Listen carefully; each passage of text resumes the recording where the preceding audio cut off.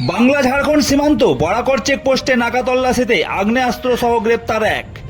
ঘটনা সম্বন্ধে জানা যায় আসানসোল দুর্গাপুর পুলিশ কমিশনারেটের কুলটি থানার বরাকর ফাঁড়ির অন্তর্গত বাংলা ঝাড়খণ্ড সীমান্ত বরাকর চেকপোস্টে শুক্রবার রাত আনুমানিক রাত্রি 10টার সময় গোপন সূত্রে খবর পেয়ে বরাকর ফাঁড়ির পুলিশ নাকা তল্লাশি চালায়।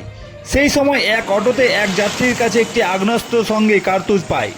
রাত্রে বরাকর ফাঁড়ির পুলিশ আতিক করে জিজ্ঞাসাবাদের পর ওই যাত্রীকে গ্রেপ্তার করা হয়।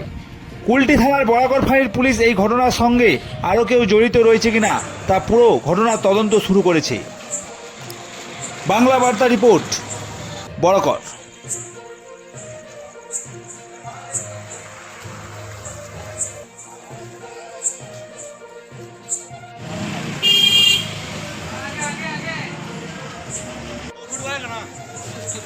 हाँ बड़ा गाड़ी मत लीजिए।